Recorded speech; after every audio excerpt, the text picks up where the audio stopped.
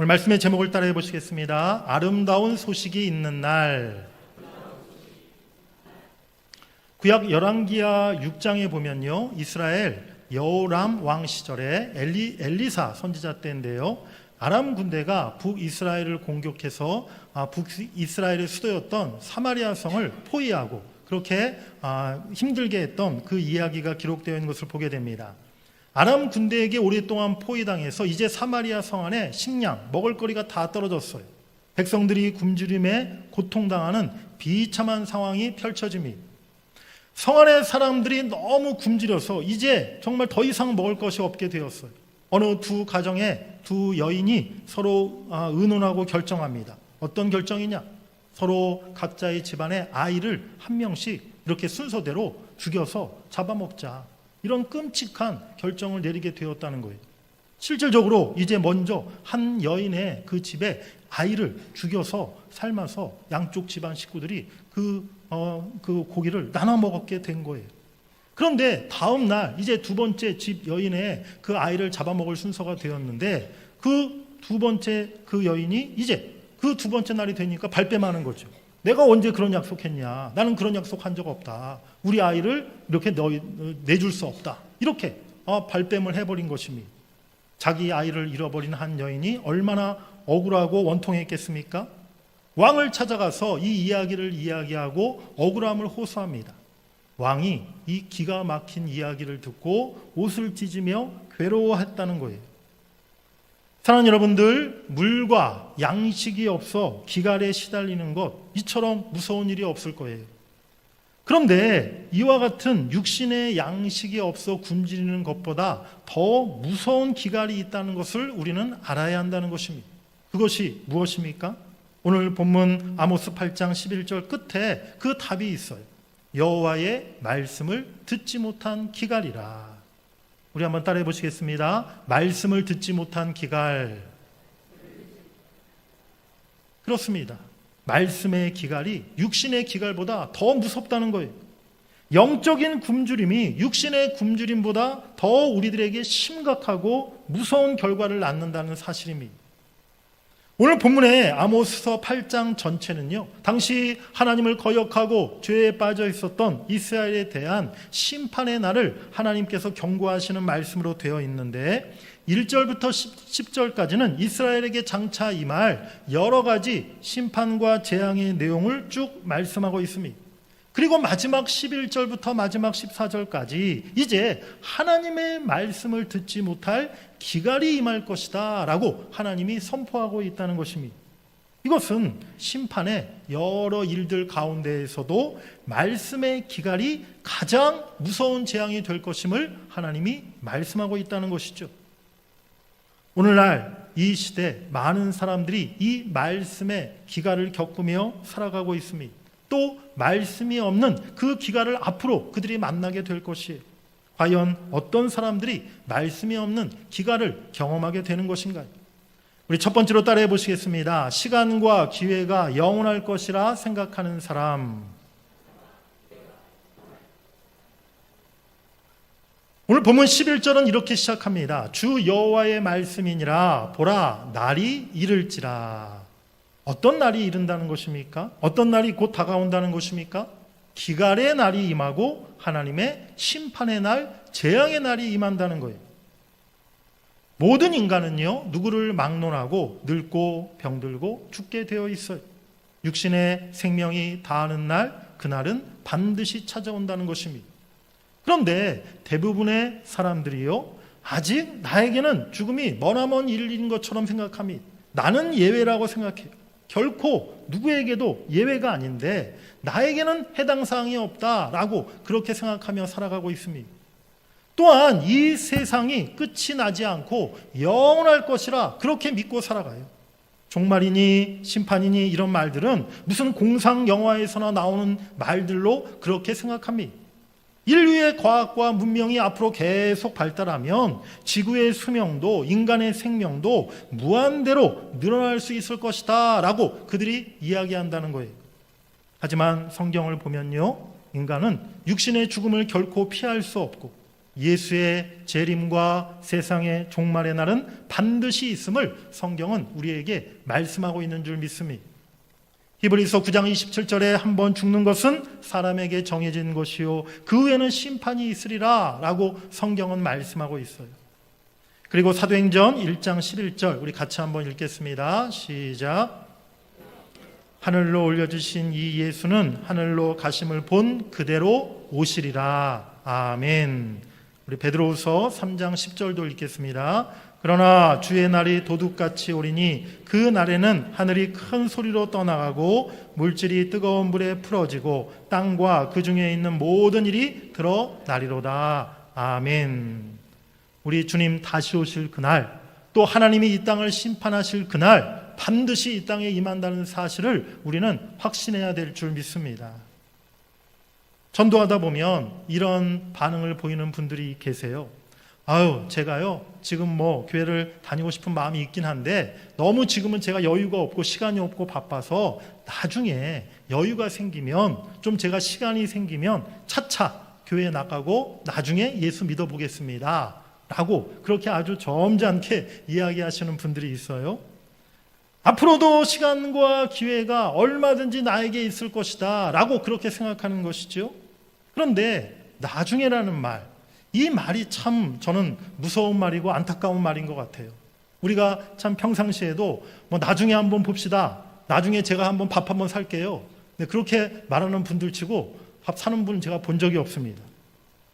나중에 교회 오겠다는 분, 나중에 예수 믿어보겠다는 분, 나중에 교회 오시는 분을 제가 본 적이 없어요. 그 사람들은요 말씀을 듣고 주님을 내가 영접할 수 있는 기회, 내가 교회를 다닐 수 있는 그 시간 얼마든지 나에게 무한정 남아있다라고 그렇게 생각하는 것 같아요. 하지만 그렇지 않다는 것입니다. 그날이 이르면 말씀을 듣고 싶어도 들을 수 없고 구하려고 해도 구할 수 없는 그날이 이른다는 것이죠. 오늘 본문 12절에 우리 같이 한번 읽겠습니다. 시작. 사람이 이 바다에서 저 바다까지 북쪽에서 동쪽까지 비틀거리며 여호와의 말씀을 구하려고 돌아다녀도 얻지 못하리니. 아멘. 이제는 말씀을 구하려고 돌아다녀도 찾을 수 없고 얻을 수 없고 들을 수 없는 그때가 온다는 사실입니다. 풍성할 때는요, 차고 넘칠 때는 그 귀함을 우리가 미처 알지 못해요. 지금은 말씀이, 복음이 참으로 차고 넘치는 그런 세상을 살아가고 있으니까 사람들이 그 귀함을, 그 가치를 깨닫지 못하는 것입니다. 전도할 때 이렇게 전도지를 전해주지 않습니까? 지나가는 분들에게. 그런데 어떤 분들은 그 전도지를 읽어보지도 않고 그냥 길바닥에 휙 던져버리는 분들이 계세요. 전도지를 전할 때 전도 물품과 함께 이렇게 항상 전할 때가 많은데요. 물티슈라든지 먹거리라든지 간식 이런 것들을 전도용품으로 준비해서 그렇게 노방전도할 때 나눠드리지 않습니까? 예수 믿으세요. 전도지 한번 꼭 읽어보세요. 우리 동문교회 한번 나와보세요. 이렇게 하고 전도지를 전달해드려요.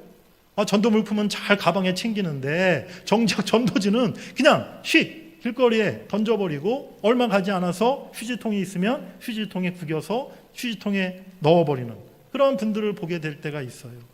그런 사람들을 보면요, 마음속으로 참 안타까운 생각이 들죠.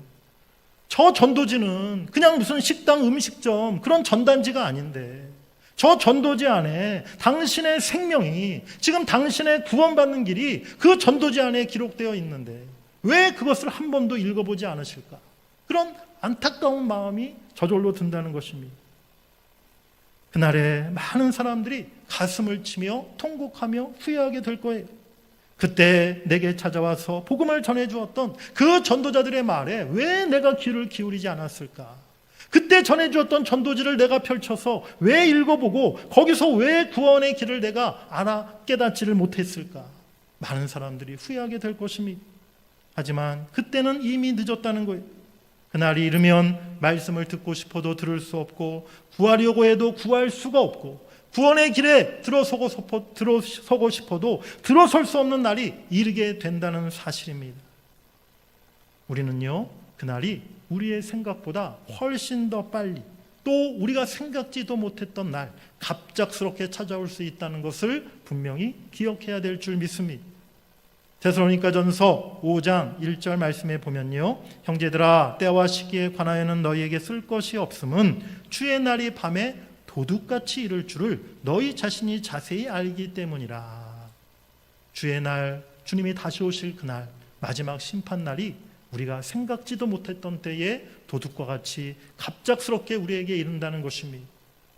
말씀을 들을 수 없는 기갈의 날, 구원의 은혜가 사라져버리는 그 날이 곧 찾아온다는 사실을 우리가 분명히 깨달아야 될 줄 믿습니다. 하지만 고린도후서 6장 2절에 보면 보라 지금은 은혜 받을 만한 때요, 보라 지금은 구원의 날이로다 라고 말씀하고 있어요. 감사하게도, 너무 다행스럽게도 지금은 우리에게 은혜의 날, 구원의 날을 하나님이 허락해 놓고 계신다는 것이죠. 아직까지 우리에게 허락된 이 은혜의 날, 구원의 날에 우리는 더 힘써 복음을 전하고 구원의 그 진리의 말씀을 증거해야 될 줄 믿습니다. 세상 사람들은, 우리의 전도 대상자들, 우리의 태신자들, 우리의 가족들, 이웃들, 그들은 여유롭게 생각한다 할지라도 우리는 다급해야 한다는 거예요. 우리도 저들처럼 여유롭게 생각해서는 안 된다는 것입니다. 시간과 기회가 다 지나가기 전에 우리의 태신자들이, 우리의 가족들이 말씀이 있는, 구원의 길이 있는 이 자리에 나오게 되기를 간절히 소망하고 그것을 위해서 더 힘껏 기도하시는 여러분들이 되시기를 간절히 바랍니다. 말씀의 기갈을 만나는 사람, 두 번째로 인간의 힘과 육신을 의지하는 사람입니다. 본문 13절에 보니까 그날에 아름다운 처녀와 젊은 남자가 다 갈아여 쓰러지리라 라고 말씀하고 있어요. 아름다운 처녀와 젊은 남자, 인생의 황금기를 의미하는 것이죠. 가장 아름답고 건강하고 힘이 제일 왕성한 시기입니다. 그런데 아무리 젊고 혈기왕성하고 건강한 청년이라 할지라도 3일만 물과 음식 먹지 않으면 어떻게 될까요? 다 지쳐 쓰러지고 마는 것이죠. 병원에 실려가는 것이죠. 아름다움과 젊음도 소용없다는 것입니다. 말씀이 없는 기갈의 때를 당하게 되면 그들도 다 메마르고 곤비하고 쓰러지게 된다는 거예요. 그런데 여기서 아름다운 처녀, 젊은 남자는 육신의 나이만을 의미하는 것이 아닙니다. 인간의 힘을 자랑하고 육신의 힘만을 의지하고 하나님 말씀 없이 살아가는 사람들, 자신의 힘과 육신의 삶이 마치 영원할 것처럼 착각하며 살아가는 모든 사람들을 가리키고 있는 말인 것이죠. 그러한 사람들, 바로 모두가 다 가라고 쓰러져 멸망할 것이다 라고 오늘 하나님이 말씀하고 있는 것입니다. 예수님께서도 사람이 떡으로만 살 것이 아니요 하나님의 입에서 나오는 말씀으로 살 것이다 라고 말씀하지 않았습니까? 그렇습니다. 우리 인간은요, 짐승과 달리 육신의 몸만 있는 존재가 아니라는 거예요. 우리 인간은 육신과 영혼이 함께 있는 그런 존재로 하나님이 창조하신 줄 믿습니다. 그러하기에 우리의 육신의 건강만을 우리가 자랑해서는 안 되는 것이죠. 육신이 아무리 건강하다 할지라도, 육신이 아무리 젊고 힘이 있다 할지라도 그 영혼이 지금 병들어 있다면, 그 영혼이 지금 지쳐 있다면 그 사람은 죽은 존재와 다를 바가 없다는 것입니다. 우리가 절대로 사람의 겉모습만 봐서는 안 되는 거예요. 겉으로 잘 먹고 멀쩡해 보이는 사람이요, 정신적으로 영적으로 병들고 목마름에 신음하고 있는 사람들이 얼마나 많은지 알 수 없습니다. 그 안에 생명의 말씀이 없고 예수가 없으면 곧 병든 자요 죽어가는 자임을 우리가 분명히 깨달아야 될 줄 믿습니다. 지금은 아직 내 남편, 내 아내가 건강하고 일 잘하고 있으니까, 우리 자녀들이 씩씩하고 젊고 학교 직장 생활 잘하고 있으니까 지금은 그들에게 예수가 없어도 괜찮다. 혹시 여러분들이 그렇게 생각하고 계십니까? 말씀이 없는 기갈, 영적인 기근의 날이 이르면 다 소용없다는 거예요. 육신의 힘과 육신의 자랑거리는 아무런 도움이 되지 못한다는 것입니다. 다 지쳐 갈아여 쓰러지게 된다는 것이죠. 지금 우리들의 사랑하는 가족들, 이웃들의 육신의 모습만을 보는 것이 아니라 그들의 죽어가는 영혼을 바라보면서, 그들의 병들어 있는 영혼을 생각하면서 말씀의 기근의 날이 이르기 전에 그들에게 생명의 말씀을 전할 수 있는 여러분들이 되시기를 간절히 바랍니다. 그래서 사라질 육신과 물질을 의지하는 것이 아니라 그들 모두가 우리 영원하신 예수 그리스도를 믿고 섬길 수 있는 그러한 인생을 살아갈 수 있기를 간절히 바랍니다. 세 번째로 따라해 보시겠습니다. 헛된 우상을 의지하는 사람, 말씀에 기갈을 당하는 사람, 바로 헛된 우상을 의지하는 사람이라는 것이죠. 우리 본문 14절을 한번 같이 읽겠습니다.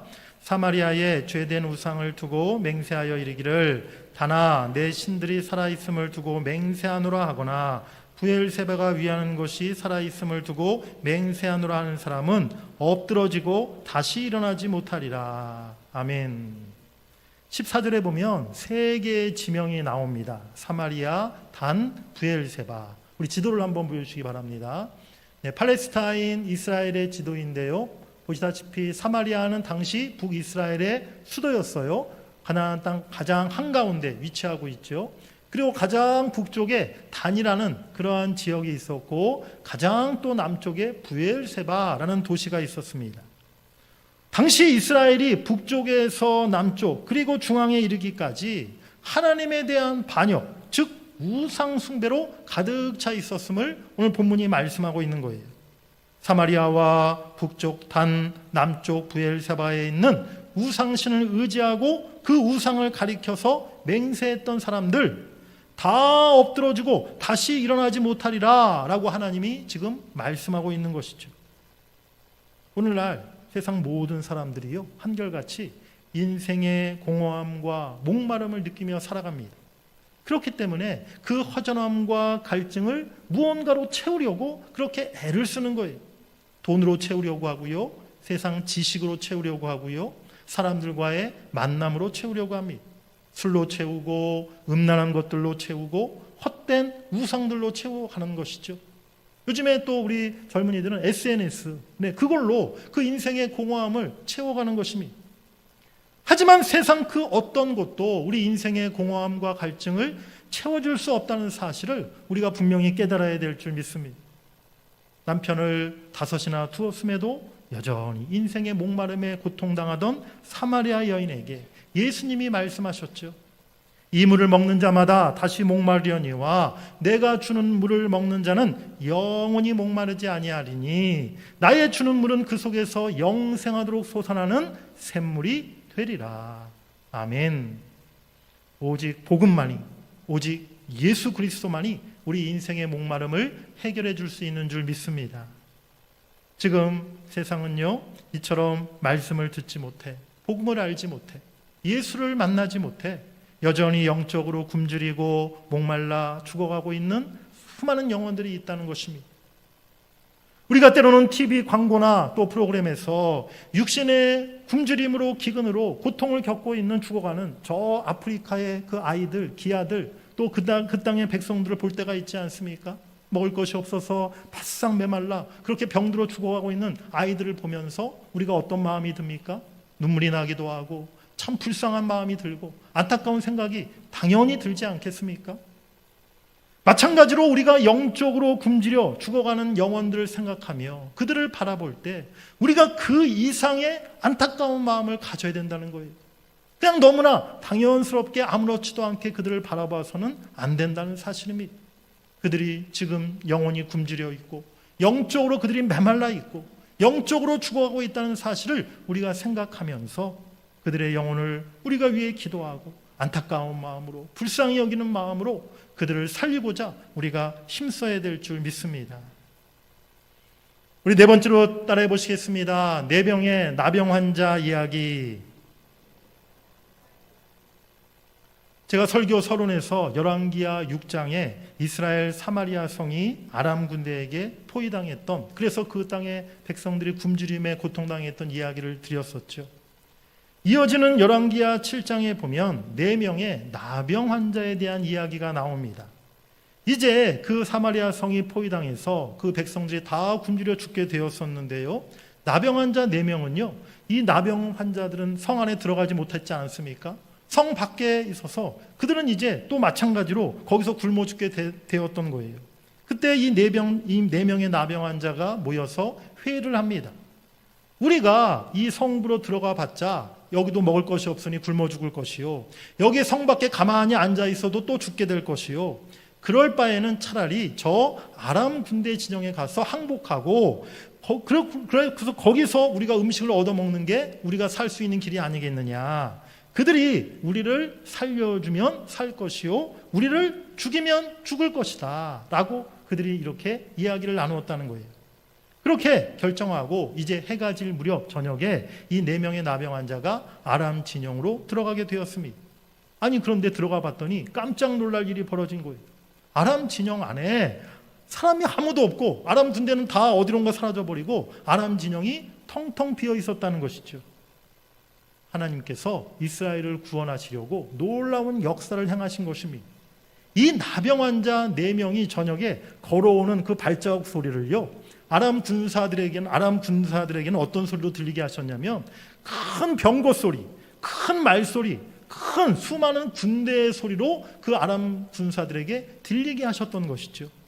아람 군사들은요, 저녁에 잘 보이지 않는 상태에서 그 소리만 듣고 이제 이스라엘의 큰 군대가 기습 공격해오는 것으로 생각하고 공포에 사로잡혀서 빈몸으로 다 도망을 쳐버렸던 것입니다. 그 진영 안에 장막과 말과 짐승과 식량을 다 남겨두고 그들이 도망쳐버렸던 것이죠. 4명의 나병 환자들은요, 텅 빈 이 아람 진영 안에서 이 장막 저 장막 돌아다니며 이제 음식을 구하여 실컷 배불리 먹고 마셨습니다. 정신없이 이제 허기를 채우다가 나병 환자들이 문득 정신을 차리고 서로 이야기를 했어요. 그들이 과연 무슨 이야기를 했을까요? 우리 열왕기하 7장 9절 말씀을 한번 같이 읽어보시겠습니다. 시작.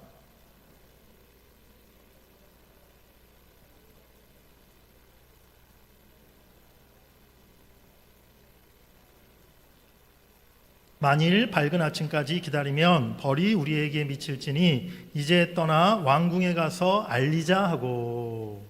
아멘. 그렇습니다. 한참 먹다 보니까요, 나병 환자들이 정신이 돌아온 거예요. 야, 우리만 지금 이렇게 실컷 즐기고 먹고 마실 때가 아니라 지금 저 사마리아 성읍의 많은 백성들이, 우리 동포들이 지금도 굶주려 죽어가고 있는데 이 소식을, 이 기쁜 소식을 빨리 그들에게 알려줘야 되지 않겠느냐라고 그들이 이야기했다는 것이죠. 즉시로 그 나병 환자들은요, 한밤중에 사마리아 성읍으로 달려갔습니다. 그리고 그 성읍의 문지기에게 자신들이 보고 경험한 것을 그대로 이야기해 주었어요.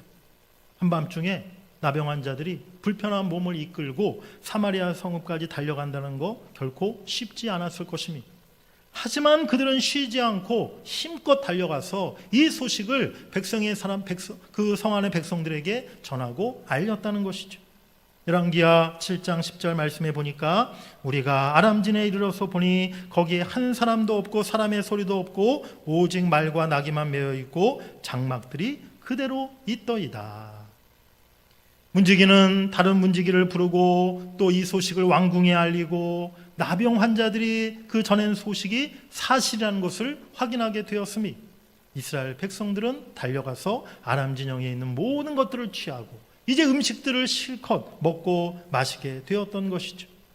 사마리아 성 모든 백성이 이 4명의 나병 환자로 인해서 굶주림과 기갈에서 죽음의 위기에서 구원을 받게 된 줄 믿습니다. 사랑하는 여러분들, 오늘 좀 전에 읽었던 우리 열왕기하 7장 9절 말씀, 나병 환자들이 했던 말을 우리 다시 한번 순서대로 따라해 보도록 하겠습니다. 우리 한 줄씩 우리 함께 같이 읽어보시겠습니다. 시작. 개선은 아니 되겠도다. 오늘은 아름다운 소식이 있는 날이거늘 우리가 침묵하고 있도다. 밝은 아침까지 기다리면 벌이 우리에게 미칠지니 이제 떠나 왕궁에 가서 알리자. 아멘. 우리 화면 계속 띄워주시기 바랍니다. 우리가 이렇게 해서는 아니 되겠도다. 우리만 이 풍성한 잔치를 즐기고 있으면 안 되겠다는 거죠. 우리만 이 풍성한 말씀의 잔치, 복음의 잔치를 즐기면 안 된다는 것입니다. 오늘은 아름다운 소식이 있는 날이거늘 예수 믿으면 구원받는다는 소식, 아름다운 소식 아닙니까? 가장 좋은 소식 아닙니까? 바로 그것이 복음인 것이죠. 매 주일은 바로 그 좋은 소식이 선포되는 날인 줄 믿습니다. 우리가 침묵하고 있도다. 이처럼 아름답고 좋은 소식을 내가 알고 있으면서 나만 알고 있고 아무에게도 전하지 않고 침묵하고 있는 것, 그것은 이기적인 일이요 무책임한 행동이라는 것이죠. 밝은 아침까지 기다리면 벌이 우리에게 미칠지니 내일까지 기다리면 안 된다는 거예요. 그러면 벌이 우리에게 임한다는 거예요. 바로 지금 그 소식을 알려야 된다는 것입니다. 그 기쁨의 소식을 아직도 알지 못하는 사람에게 지체하지 않고 알려야 한다는 것이죠. 이제 떠나 왕궁에 가서 알리자. 우리가 사는 지역 곳곳에 내가 알고 만나는 모든 사람들에게 이 기쁨의 좋은 소식을 우리는 알려야 될 줄 믿습니다. 사랑하는 성도 여러분들, 하나님의 말씀을 듣지 못하는 기갈이 얼마나 무서운지를 우리가 알아야 돼요. 말씀을 듣지 못해서 인생의 공허함과 질병과 죽음의 두려움 속에 살아가고 있는 그런 사람들이 우리 주위에 얼마나 많습니까? 언제 사라질지 모르는 세상의 그 헛된 것들을 붙들고 의지하며 살아가는 그런 사람들이 얼마나 많습니까? 오직 말씀만이 그들의 영적인 굶주림과 갈증을 해결해 줄 수 있는 줄 믿습니다. 복음만이 그들의 영혼, 그들의 생명을 살릴 수 있는 줄 믿습니다. 그들에게 이 생명의 말씀을 전하실 수 있는 여러분들이 되시기를 간절히 바랍니다. 19세기 유명한 설교가요 전도가였던 찰스 스펄전 목사님은요, 전도에 대해서 이렇게 정의하셨어요. 전도는 배고팠던 한 사람이 다른 굶주린 사람에게 빵 얻는 곳을 알려주는 것이다. 그렇습니다. 우리 그리스도인은요, 영혼의 굶주림 속에 놓여있는 한 사람에게 먹을 것을 줄 수 있는 사람이 되어야 한다는 것입니다.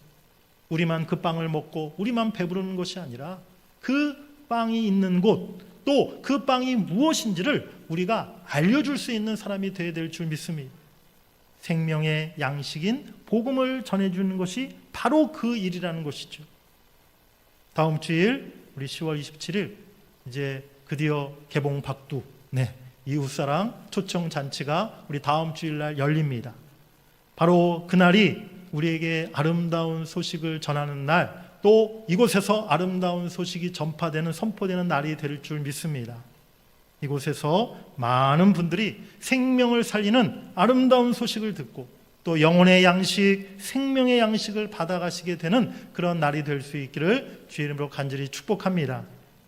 이번 한 주간 동안 우리 사랑하는 성도님들, 여러분들의 가족과 친척분들, 이웃분들, 직장 동료분들, 모든 분들에게 힘써 우리 아름다운 소식을 전하고 또 증거할 수 있는 우리 한 주간 될 수 있기를 원합니다. 세상 잔칫날에도 손님이 있어야 잔칫날다운 거 아니겠습니까? 이제 우리가 다음 우리 잔치를 베푸는데요, 우리 많은 우리 손님들이, 많은 우리 전도 대상자들이, 이웃분들이 이 자리에 초청되어 나오실 수 있기를 원합니다. 바로 그날 그 시간을 통해서 아름다운 소식이 그들에게 들려지게 될 줄 믿습니다. 그날을 통해서 우리 다음 주일 이웃사랑 초청 잔치를 통해서 바로 주님의 생명의 복음이 바로 그들의 귀에 들려지고, 그들이 그 말씀을 통해서, 복음을 통해서 죽었던, 병들었던 영혼이 살아나고 구원받는 놀라운 하나님의 역사가 나타날 수 있기를 간절히 바랍니다. 늘 이번 한 주간뿐만이 아니라 우리 남은 평생 우리가 믿고 알고 있는, 또 우리가 경험하고 체험한 이 아름다운 소식을 많은 사람들에게 힘껏 전하실 수 있는 저와 여러분 될 수 있기를 주의 이름으로 간절히 축원합니다. 우리 한번 크게 외쳐보겠습니다. 오늘은 아름다운 소식이 있는 날입니다. 우리 한 번 더, 다음 주일은 아름다운 소식이 있는 날입니다. 할렐루야.